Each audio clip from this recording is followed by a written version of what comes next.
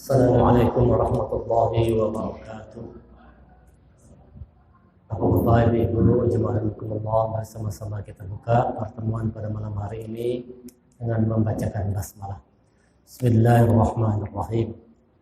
Innal hamdalillah nahmaduhu wa nasta'inuhu wa nastaghfiruh wa na'udzu billahi min shururi anfusina wa min sayyiati a'malina. من يهد الله فلا مضل له ومن يضلل فلا هادي له أشهد أن لا إله إلا الله وأشهد أن محمدا عبده ورسوله لا نبي بعده اللهم صل وسلم على محمد رسول الله وعلى آله وصحبه ومن تبعه ووله إلى يوم القيامة Rabbi shrah li sadri wa yassir li amri wahlul 'uqdatam min lisani yafqahu qawli Rabbi zidni ilma warzuqni fahma. Faqala Allah Ta'ala fil Qur'anil Karim a'udzu billahi minasy syaithanir rajim ya ayyuhalladzina amanu taqullaha haqqa tuqatih wa la tamutunna illa wa antum muslimun. Wahai orang yang beriman, bertakwa kepada Allah dengan hak, dengan benar, dan jangan kalian mati kecuali dalam keadaan sebagai seorang yang berserah diri kepada Allah sebagai seorang muslim. Ya ayuhan nasu taqu rabbakum alladzi khalaqakum min nafsin wahidah wa khalaqa minha zawjaha wa bassa minhuma rijalan katsiran wa nisaa'a واتقوا الله الذي تساءلون به والأرحام إن الله كان عليكم رقيبا يا أيها الذين آمنوا اتقوا الله وقولوا قولا سديدا يصلح لكم أعمالكم ويغفر لكم ذنوبكم ومن يطع الله ورسوله فقد فاز فوزا عظيما. Alhamdulillah, rasa syukur yang tak terhingga, mari sama-sama kita haturkan kehadirat Allah Subhanahu wa Ta'ala atas segala limpahan rahmat, taufik dan hidayah yang Allah berikan kepada kita semua. Salawat dan salam semoga senantiasa tercurah kepada Nabi kita, Nabi Muhammad sallallahu alaihi wasallam, beserta kerabat, sahabat dan pengikut beliau hingga akhir zaman. Bapak Ibu jemaah Masjid Istiqomah rahimakumullah, pada kesempatan malam hari ini kita akan mengkaji satu tema dengan judul syukur. Kata-kata syukur tentu sudah tidak asing lagi di telinga kita. Bahkan setiap hari barangkali sering kita ucapkan, sering kita sebutkan rasa syukur. Ketika orang menyampaikan tausiah, biasanya tidak ketinggalan mengajak para jemaah untuk sama-sama bersyukur. Mari sama-sama kita bersyukur kepada Allah. Kenapa demikian? Karena syukur ini merupakan kunci. Syukur merupakan kunci untuk kita mendapatkan kenikmatan dalam hidup ini. Ketentraman, kedamaian, bahagia itu akan Allah berikan kalau kita mampu menghadirkan rasa syukur kita kepada Allah. La in syakartum la azidannakum wa la in kafartum inna azabi lasyadid. Siapa yang bersyukur, maka kami tambah nikmat. Jadi kalau orang bersyukur itu pasti Allah akan tambahkan nikmatnya. Semakin banyak syukur, semakin banyak nikmat yang kita dapatkan. Semakin sedikit rasa syukur, maka sedikit juga nikmat yang kita dapatkan. Maka kita diminta oleh Allah untuk menjadi abdan syakura, hamba-hamba Allah yang pandai bersyukur. Kalau orang bersyukur, nikmat Allah berikan. Sebaliknya, wala in kafartum inna azabi lasyadid. Sebaliknya, siapa yang ingkar, artinya tidak bersyukur kepada Allah. Orang yang tidak bersyukur kepada Allah, ini bisa datang sifat ingkar dalam dirinya.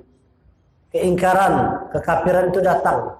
Yang namanya kafir itu kafaro, itu artinya tertutup. Jadi kalau orang tidak bersyukur kepada Allah, itu dia bisa jadi akan menjadi orang yang tertutup hatinya dari kebenaran.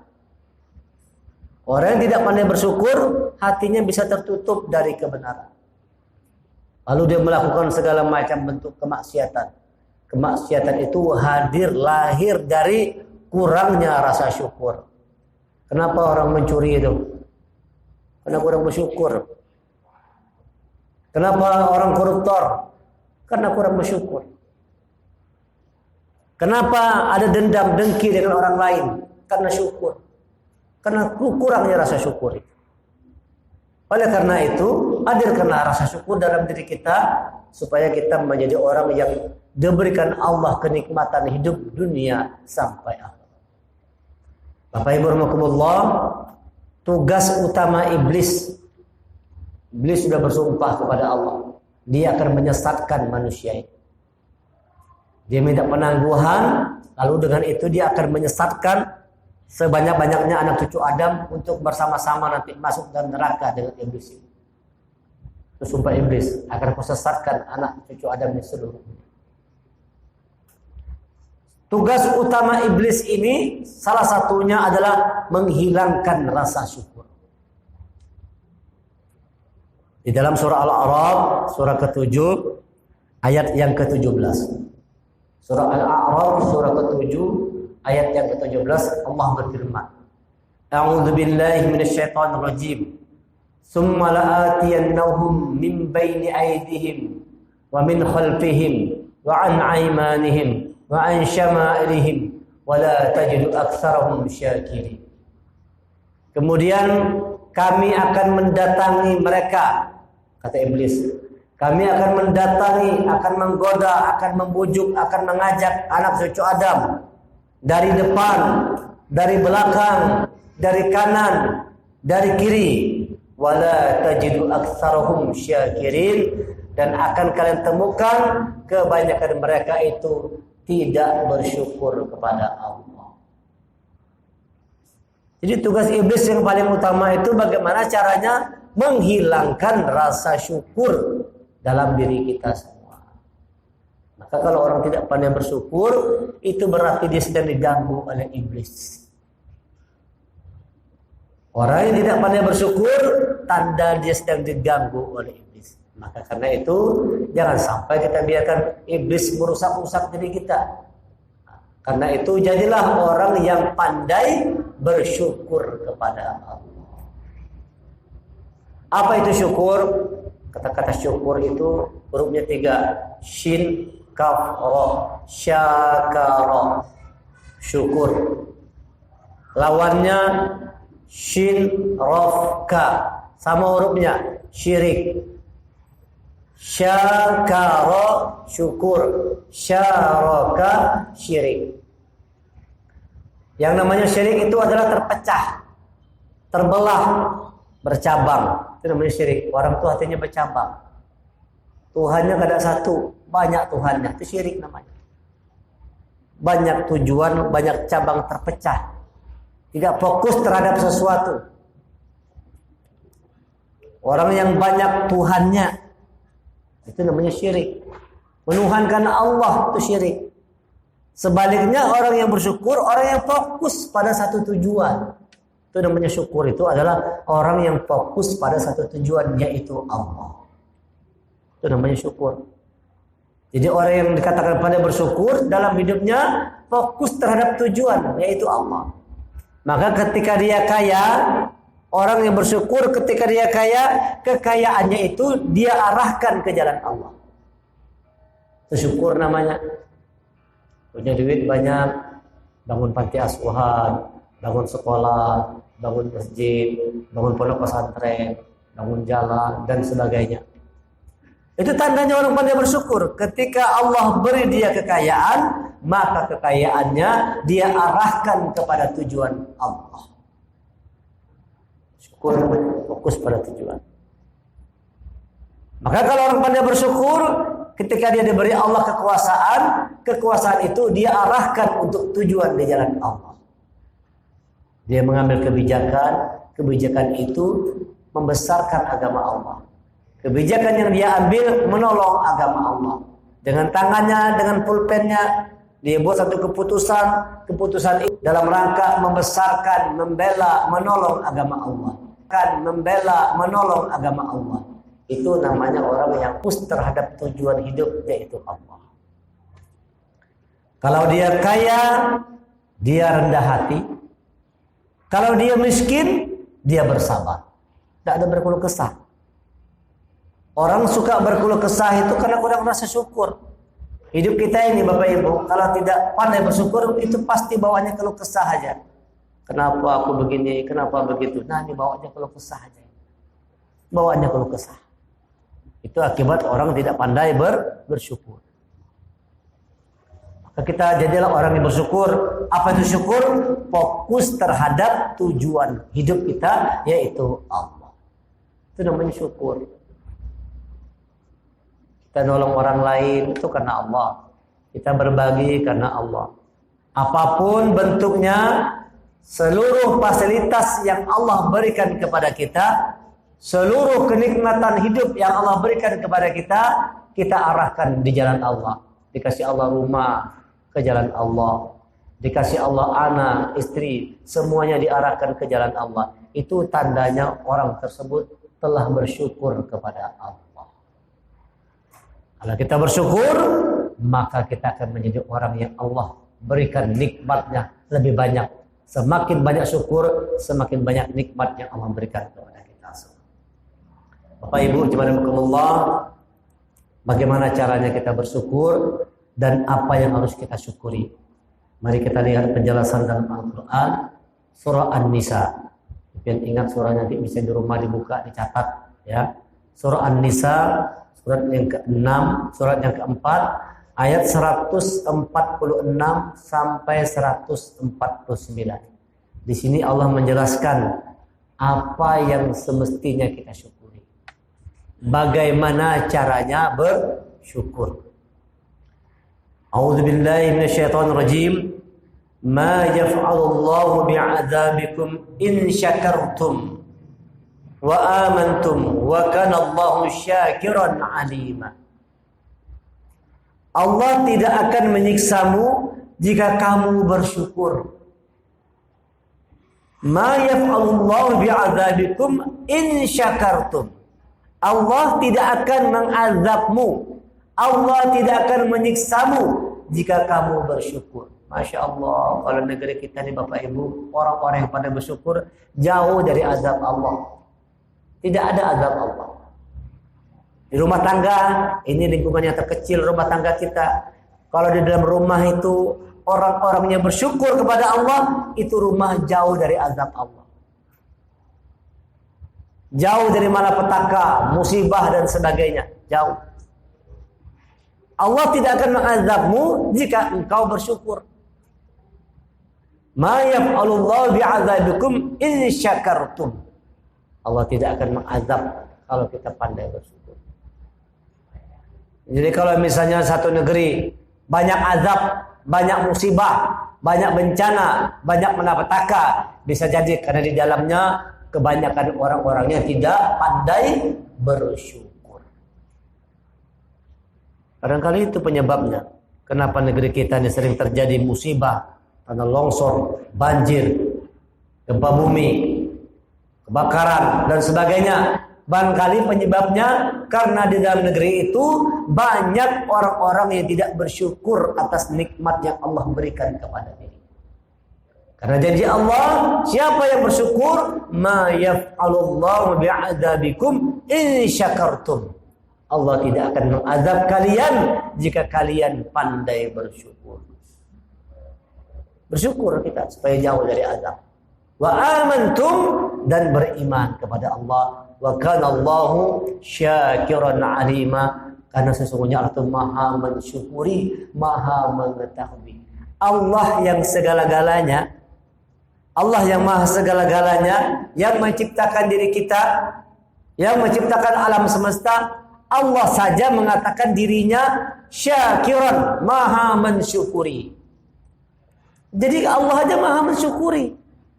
Kalau saja Allah itu bersyukur, harusnya kita hamba Allah juga bersyukur kepada Allah. Allah saja bersyukur. Allah punya sifat maha mensyukuri. Maka hendaknya kita sebagai hamba Allah juga menjadi orang-orang yang bersyukur kepada Allah. Syakiran. Apa yang kita syukuri dan bagaimana cara bersyukurnya? Di 146 An-Nisa Allah jelaskan. Illal ladzina tabu wa aslahu wa'tasamu billah wa akhlasu dinahum lillah fa ulaika ma'al mu'minin wa sawfa yu'tillahu al-mu'minin ajran 'azima.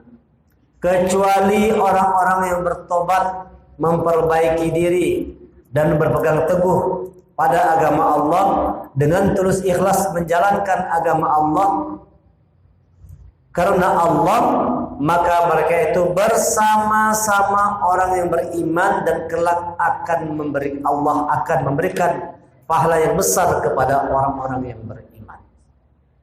Jadi kalau kita ini masih diberikan Allah illal ladzina tabu wa aslahu, masih ada rasa ingin tobat. Kalau berbuat salah sadar. Masih ada itu disyukuri itu. Jadi kalau kita ini masih punya rasa ingin bertobat, setiap berbuat salah sadar kita, salah aku ya Allah, aku salah ya Allah. Lalu kita bertobat kepada Allah. Wa aslahu, dan memperbaiki diri. Tobat dan memperbaiki diri, kalau itu masih ada pada diri kita, syukuri. Karena itu tanda rahmat Allah. Jadi jangan bersyukur dapat duit, hanya bersyukur. Nah, kalau dapat mobil baru, hanya bersyukur, alhamdulillah. Dapat bini baru, hanya bersyukur, alhamdulillah. Jangan bersyukur sekedar dapat sesuatu. Dapat uang, dapat harta, dapat jabatan, dapat kedudukan, jadi gubernur, jadi bupati, jadi wali kota dan sebagainya, baru bersyukur, alhamdulillah, akhirnya jadi gubernur, alhamdulillah jadi bupati. Ketika kita diberikan Allah rasa taubat dalam diri dan lalu ingin memperbaiki diri, itu hendaknya kita syukuri karena Allah telah memberikan rahmatnya kepada kita. Banyak Bapak Ibu orang-orang yang berbuat dosa, berbuat salah, itu tidak merasa bersalah, merasa bujur aja, merasa benar aja. Banyak seperti itu. Orang sudah berbuat salah tapi tidak merasa bersalah. Bahkan ada orang tuh berbuat buruk, bangga dengan keburukannya itu. Nah, ini orang-orang yang jauh dari rahmat Allah. Orang-orang yang berbuat salah tapi tidak menyadari kesalahan. Kalau kita masih berbuat salah dan mau menyadarinya, mau tobat dan memperbaiki diri, maka kata Allah, syukurilah. Syukuri, hargai diri kita kalau rasa itu masih ada. Rasa tobat dan kesadaran untuk memperbaiki diri masih ada, syukuri. Alhamdulillah ya Allah, masih ada rasa ingin tobat itu. Alhamdulillah ya Allah, masih ada rasa ingin memperbaiki diri. Selama ini kita sudah bertobat belum? Selama ini sudah ada rasa mau memperbaiki diri. Nah, ini namanya orang yang bersyukur itu. Bukan sekadar bersyukur terhadap dapat sesuatu kenikmatan, tapi kalau Allah berikan kepada dirinya rasa bertobat dan rasa mau memperbaiki diri, itu juga hendaknya kita syukuri. Alhamdulillah. Jarang dilakukan barangkali Bapak ya. Barangkali kita jarang bersyukur. Alhamdulillah ya Allah, kamu buka hatiku mau bertobat. Ya, syukur. Ramadan tadi Bapak Ibu, Ramadan itu yang kita kerjakan pada puncaknya itu tujuannya juga untuk kita bersyukur kepada Allah. Walitukmilul iddata walitukabbirullaha ala ma hadakum wa la'allakum tashkurun. Penggalan ayat dari surah Al-Baqarah ayat 185. Syahrul Ramadan alladzi unzila fihi al-Qur'an hudan lin-nas wa bayyinatin minal huda wal furqan. Faman shahida minkum asy-syahra falyasum. ومن كان مريضا أو على سفر فعدة من أيام أخرى يريد الله بكم اليسر ولا يريد بكم العسر ولتكملوا العدة ولتكبروا الله على ما هداكم ولعلكم تشكرون. ولتكبروا الله Walitukmilul iddah, maka sempurnakan bilangan puasa itu, sempurnakan bilangannya. Yang namanya sempurna Ramadan itu adalah sebulan penuh kita Ramadan. Kata sebagian ulama mengatakan sebulan penuh Ramadan tambah 6 hari di bulan Syawal, sempurna puasa kita. Jadi puasa 6 ini menyempurnakan. Oleh karena itu yang belum cepat kerjakan, masih ada waktu. Malam ini tanggal 23 Syawal, masih ada waktu seminggu lagi. Yang sudah alhamdulillah, yang sedang mengerjakan mudah-mudahan dapat diselesaikan. Yang belum sama sekali, ayo masih ada waktu 1 minggu. Jangan karena digawe rugi, walaupun ini amalan sunnah, tapi luar biasa nilainya. Kata Rasulullah, orang yang berpuasa penuh sebulan Ramadan, tambah 6 hari di bulan Syawal, seolah-olah dia berpuasa sepanjang tahun. Sepanjang tahun. Jadi kita tetap dianggap berpuasa, dicatat sebagai orang yang sedang berpuasa sampai bertemu Ramadan tahun depan. Kalau kita melaksanakan saum 6, itu namanya walitukmilul iddah, menyempurnakan bilangan Ramadan itu. Sebulan tambah 6 hari, itu baru sempurna namanya. Setelah sempurna puasa itu, kata Allah apa lagi? Walitukabbirullah, besarkanlah Allah, agungkanlah Allah. Habis puasa Ramadan, Syawal ini kita membuktikan bagaimana, apakah kita menjadi orang yang membesarkan Allah atau tidak. 11 bulan berikutnya ini perjuangan kita adalah membesarkan Allah, bukan sibuk membesarkan diri kita sendiri. Banyak orang tuh sibuk membesarkan dirinya aja, membesarkan hartanya, membesarkan kedudukannya, membesarkan dunianya, membesarkan usahanya. Boleh-boleh aja, tapi yang paling utama untuk dibesarkan adalah Allah. Orang yang besar itu membesarkan Allah, sementara orang yang kecil itu sibuk membesarkan dirinya sendiri, dan dia bangga dengan kehebatan dirinya. Bangga karena sudah jadi orang kaya, bangga karena punya kedudukan, bangga karena popularitas dan sebagainya. Orang seperti ini justru kerdil dalam pandangan Allah. Orang besar yang sesungguhnya adalah orang yang dalam hidupnya itu dia besarkan Allah. Itulah yang tadi Allah ajarkan di bulan Ramadan. Supaya di bulan Ramadan itu kita menjadi orang yang terlatih untuk membesarkan Allah, dekat dengan Allah. 11 bulan berikutnya kita laksanakan nilai-nilai yang kita dapatkan di dalam bulan Ramadan. Baru selanjutnya kata Allah, walitukabbirullaha ala ma hadakum wa la'allakum tashkurun. Mudah-mudahan kalian jadi orang yang bersyukur. Ingat Bapak Ibu, Ramadan pada ujungnya supaya kita jadi orang yang bersyukur kepada Allah. Hadirnya rasa syukur itu akan mendatangkan segala macam kebaikan. Kenikmatan Allah berikan kepada orang yang pandai bersyukur. Maka ketika kita diberi Allah nikmat bersyukur. Tetapi bukan sekedar nikmat yang kita syukuri, ketika kita diberikan Allah kesadaran untuk bertobat, kesadaran untuk memperbaiki diri, itu juga harus kita syukuri. Itu yang pertama. Syukurilah kalau masih ada tobat dalam diri. Syukurilah kalau masih ada kesadaran untuk mau memperbaiki diri. Sadar berbuat salah dan memperbaiki diri. Jadi yang namanya tobat tuh kayak itu. Sadar dan memperbaiki diri. Ada orang tobat, aku kada minum lagi jar. Cuma sholat kada. Ampi sudah minum jar. Tapi sholat kada pernah.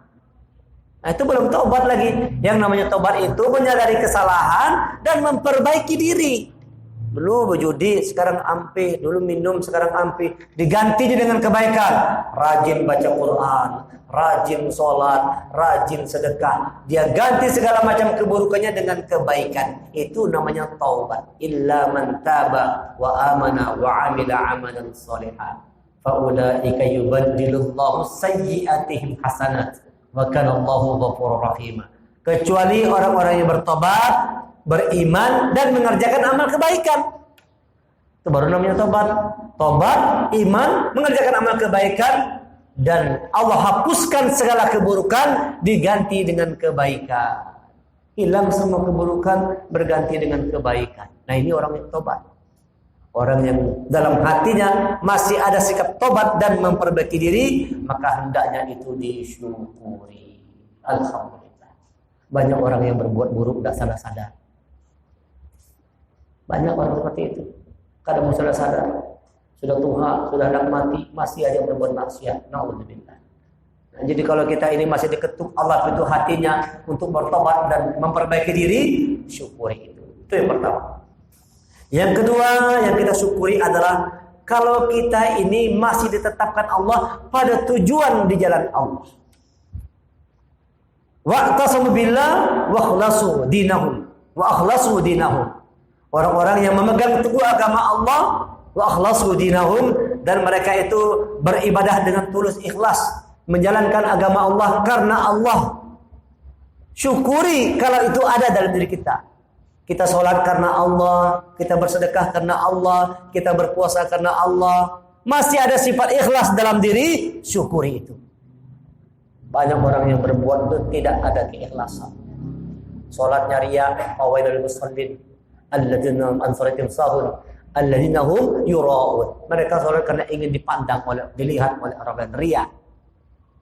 Nah, jadi kalau kita beribadah masih memegang teguh agama Allah, jadi orang Islam. Kita jadi orang Islam ini Bapak Ibu harus disyukuri. Alhamdulillah kita ditetapkan oleh Allah sebagai seorang Islam yang berpegang teguh pada tali agama Allah. Syukuri hal itu. Penduduk bumi ini ada yang mengatakan jumlahnya 7 miliar. Lebih kurang penduduk dunia ini jumlahnya 7 miliar.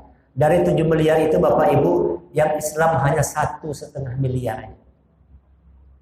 5,5 miliar musyrik kafir. Hanya 1,5 miliar dari 7 miliar. Sedikit jumlahnya. Dan kita termasuk orang-orang yang Allah tetapkan dalam keadaan Islam. Syukurilah kalau kita ini sudah ditetapkan Allah sebagai seorang muslim yang benar. Jadi jangan banyak berkeluh kesah. Alhamdulillah Allah tetapkan kita sebagai seorang muslim yang berpegang teguh pada agama Allah, menjalankan agama Allah dengan tulus ikhlas. Syukuri kalau itu ada dalam diri kita. Ada dalam diri kita Bapak Ibu rasa seperti itu, maka itu disyukuri. Nah, itu yang kedua yang harus disyukuri. Yang ketiga, maka mereka itu bersama-sama dengan orang yang beriman. Jadi kalau kita ini masih kumpul dalam satu komunitas seperti ini, senangnya ke masjid, dengarkan pengajian, kumpul dengan orang-orang beriman, lingkungan kita orang-orang yang baik, Masya Allah, itu harus kita syukuri. Berkumpulnya kita dengan orang-orang beriman, kumpul dengan orang-orang yang satu frekuensi, sama frekuensinya. Syukuri itu. Berumah tangga itu Bapak Ibu kalau frekuensinya sama, suami istri, Masya Allah, itu indah. Yang istri dermawan, yang suami dermawan, indah. Begitu istri anak kasih duit 10.000, jar lakinya tambah hiding kasih 20.000. Sama-sama dermawan. Suami hendak menjong duit kepada kuitan misalnya kasih duit 500.000, jar istri tambahnya banyak 1 juta kasih mamanya. Karena sama-sama beriman. Coba kalau karena satu frekuensi, ngalih benar nih. Yang suami misalnya dermawan, yang bini engken, ngalih. Anak menjulung suami, jangan jar bini, jangan julung, aku masih kurang aja. Nah, ngalih benar kalau. Atau sebaliknya, istrinya dermawan, suaminya yang bakhil. Suami istri yang menjulung, jangan jar suaminya, aku perlu duit juga. Lihat itu. Jadi kalau kita dikasih Allah pasangan yang sama-sama beriman, yang sama-sama frekuensinya, hendaknya kita syukuri itu. Bersyukurlah kita ini bisa kumpul bersama-sama orang-orang yang beriman. Mudah-mudahan kita berkumpul di dunia sampai di akhirat dikumpulkan oleh Allah Subhanahu wa taala di dalam surganya Allah. Syukuri kalau kita diberi Allah kesempatan sering berkumpul dengan orang-orang yang beriman. Ya, kadang mau bergabung Pak biasanya tuh. Kalau orang beriman yang suka ke masjid, pasti senangnya ke masjid juga. Kadang akan mau bergabung dengan orang yang sukanya ke diskotik itu, tidak mau ketemunya. akan mau bergabung dengan orang yang suka ngadu ayam, tidak akan ketemu. Tidak mungkin orang yang rajin ke masjid berkawan dengan tukang ngadu ayam. Dia akan mencari yang sama frekuensinya. Orang yang suka mabuk pasti cari teman yang suka mabuk juga, samanya. Kalau ada orang yang rajin ke masjid berkawan dengan pemabuk, aneh juga ini. Berkawan dengan pemabuk, kecuali niat berkawannya itu hendak memperbaiki yang mabuk tadi. Jangan sampai kita yang diubahnya. Kita yang rajin ke masjid berkawan dengan pemabuk, umpat mabuk kita. Nah, ini salah. Jangan kita yang berubah, justru kita yang merubah. Boleh aja kita kalau hendak berteman dengan orang yang tidak baik, niatnya supaya yang tidak baik tadi menjadi baik. Mudah-mudahan berkawan sama kita berubahnya. Tapi kadang sedikit ada orang yang berteman dengan orang jahat, justru dia ikut jahat. Alhamdulillah. Yang ketiga ini, syukurilah kalau kita itu masih dikumpulkan Allah, ada bersama-sama dengan orang-orang yang beriman. Syukuri itu, alhamdulillah. Di rumah suami beriman, istri beriman, kuitan beriman, anak beriman, tetangga kiri kanan orang-orang yang beriman semua. Masuk ke masjid kumpul dengan orang-orang beriman. Masya Allah, ini hendaknya disyukuri. Syukuri. Nah, itu yang ketiga. Selanjutnya, la yuhibbullahu al-jahra bis-su'i minal qaul illa man zulim wa kana Allahu sami'an 'alima. Allah tidak menyukai perkataan buruk yang diucapkan secara terus terang kecuali oleh orang yang dizalimi, dan Allah Maha mendengar, Maha mengetahui. Maksud ayat ini adalah kalau kita ada beri Allah ini Bapak Ibu perangkat mata, telinga, mulut, tangan, kaki kita, dari ujung rambut sampai ujung kaki kita itu maunya mengerjakan kebaikan dan tidak suka dengan keburukan, syukuri itu. Alhamdulillah ya Allah. Mata ini kalau melihat sesuatu yang buruk kada maunya, kada suka, itu syukuri itu. Kalau kita ada beri Allah, apabila melihat sesuatu yang maksiat tidak suka mata kita melihatnya, syukuri. Kalau kita dikasih Allah telinga mendengar sesuatu yang buruk, kita tidak suka mendengarnya, syukuri. Dikasih Allah mulut, kalau ada orang yang bicara kotor, buruk, ghibah dan sebagainya, tidak suka kita mendengarnya, syukuri itu. Dikasih Allah kita nih, mulut kita nih maunya bicara yang baik aja, mata kita maunya melihat yang baik, telinga kita mau mendengar yang baik, itu disyukuri itu rahmat dari Allah. Misalnya sering buka Instagram, Facebook, TikTok dan sebagainya, isinya macam-macam, ceramah ada, tapi bebinian yang macam-macam banyak juga. Bebinian yang terbuka orang banyak juga. Nah, tuh lihat itu mata kita tuh. Apakah kalau melihat yang kayak gitu, di mana berhentinya? Berhenti pas melihat ceramah berhenti, atau pas melihat bebinian yang seksi tadi berhentinya? Di mana kita berhenti mata kita tadi? Nah, begitu melihat bebinian stop sekalinya. Mencangang gimana? Astagfirullah. Tapi mencangang kita harus sampai tuntung melihatin. Nah, ini berarti ada kesalahan di mata kita. Ada satu penyakit psikologi namanya narkolema. Ada Pak sekarang penyakit narkolema, narkoba lewat mata. Nah, hati-hati nih, kita punya handphone nih, hati-hati nih. Sekarang ada nama penyakit virus namanya narkolema, narkoba lewat mata. Kalau sudah melihat gambar pornografi, ketujuh benar. Itu berdasarkan hasil penelitian, kecanduan pornografi lebih berbahaya daripada kecanduan narkoba yang bujur-bujur. Putus-putus saraf kepalanya, putus-putus. Orang yang hobi nonton pornografi. Makanya anak-anak kita diawasi Bapak. Itu kalau dia megang handphone, apa yang dilihatnya. Tangannya gini-gini lewat semua itu. Lewat semua itu. Kalau tidak kita awasi bahaya.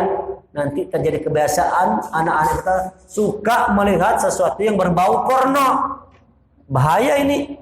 Terbiasa nanti sampai tua sukanya melihat porno. Sudah jadi pejabat melihat porno juga. Jadi anggota dewan buka yang porno juga. Nah kan ada segitu sekarang kan. Di TV itu nah, di medsos nah lagi rapat sidang dewan nah melihat porno sekalinya. Ini narkolema, narkoba lewat mata. Bahaya penyakitnya ini. Namanya narkolema, narkoba lewat mata. Hati-hati kena narkoba lewat mata kita. Biasanya narkoba ini kan dihisap, disedot pakai hidung, pakai mulut. Tapi sekarang ada narkoba jenis baru namanya narkolema, narkoba lewat mata. Itu adalah orang-orang yang ketujuh matanya melihat pornografi. Nah, naudzubillah. Kalau kita dikasih Allah mata tidak suka melihat yang demikian, dikasih Allah telinga tidak suka mendengar yang buruk, dikasih Allah kita mulut maunya bicara yang baik saja, bicara yang benar, hendaknya itu disyukuri. Hargailah diri kita. Terima kasih ya Allah, Kau berikan aku mata yang baik, Kau berikan aku telinga yang baik, Kau berikan aku mulut dan aku gunakan untuk kebaikan. Syukuri Bapak Ibu. Jangan sampai kita menggunakan perangkat yang Allah berikan kepada kita semua ini untuk bukan. Orang yang dirahmati oleh Allah, matanya akan menjadi mata yang qurrata a'yun, penyejuk pandangan mata. Telinganya akan menjadi telinga yang sami'na wa ata'na. Dia dengarkan ayat-ayat Allah dan dia taat. Nafsnya, hidungnya, nafasnya akan menjadi nafsul mutmainnah, jiwa yang tenang. Mulutnya akan menjadi ahsanu qaulan halalan thayyiba, yang dia makan halal, bicaranya ahsanu qaulan, kata-kata yang baik keluar dari mulutnya. Tangannya yadullah fawqa aydihim, tangan Allah ada di atas tangan mereka. Tangan Allah itu ini maksudnya tangan yang selalu memberikan rahmat, nolong orang lain, bantu orang lain, bukan mengambil terus tapi banyak memberi. Dikasih Allah rezeki, alhamdulillah. Alhamdulillah itu artinya apa, Pak? Biasa diterjemahkan dalam Indonesia, alhamdulillah itu kan adalah ucapan terima kasih. Betul ya? Kita kan kalau dikasih orang sesuatu, kita ucapkan alhamdulillah, terima kasih. Dikasih orang sesuatu, terima kasihlah. Apa maknanya terima kasih ini, Pak? Dikasih orang uang, kita ucapkan apa? Dapat THR, kita mau bilang apa kalau dapat THR? Terima kasih. Itu enggak Bapak Ibu? Ibu-ibu kalau dapat emas, diberi Bapak emas, Ibu bilang apa sama bapaknya? Terima kasih Bapak lah. Terima kasih Abah lah. Apa makna terima kasih ini? Sudah kita terima, kasih lagi. Itu baru namanya terima kasih. Sudah terima, kasih. Sudah terima, kasih. Kalau cuma nerima-nerima, kada kasih-kasih, kada terima kasih. Ngarannya. Itu namanya terima-terima. Terima, kada kasih-kasih, itu terima-terima. Yang namanya terima kasih, setelah diterima, kasih lagi. Dapat rezeki dari Allah, kasih lagi orang lain. Itu namanya terima kasih. Itulah orang yang bersyukur tadi. Pandai berterima kasih. Ini poin yang keempat.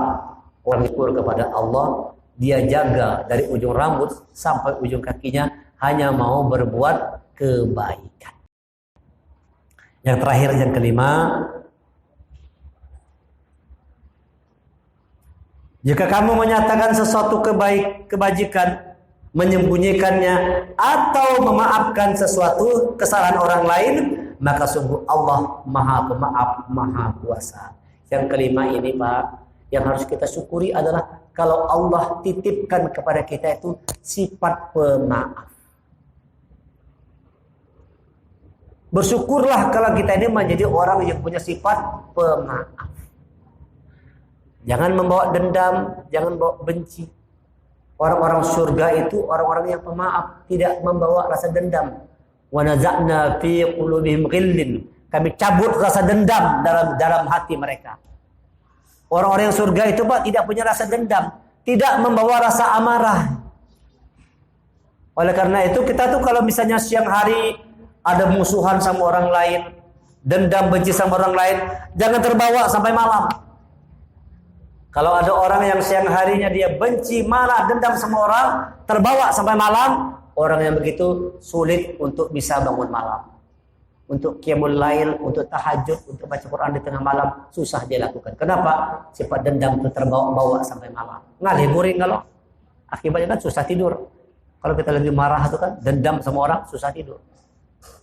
Makanya kalau kita punya masalah, selesaikan. Jangan sampai dia sampai waktunya ke malam hari. Kalau kita ada ribut tengkar sama orang lain, jangan lama-lama. Islam syariah kita mengatakan aturannya cuma boleh 3 hari aja batasnya. Yang tidak tegur sapa itu batasnya cuma 3 hari.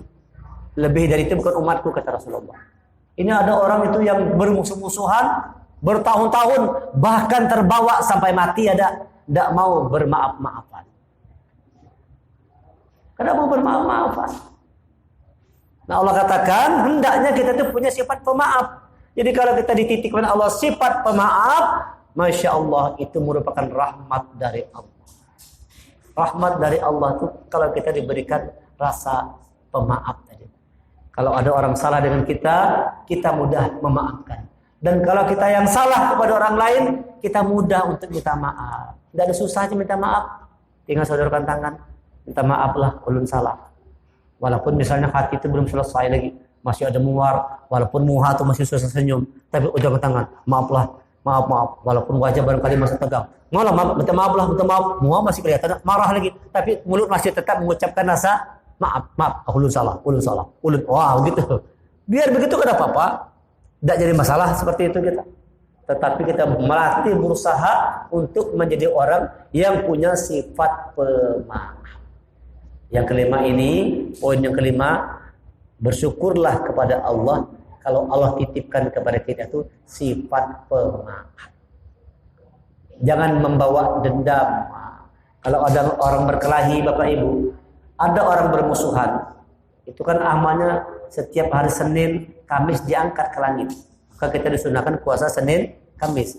Karena itu adalah hari diangkatnya amal ibadah itu ke langit.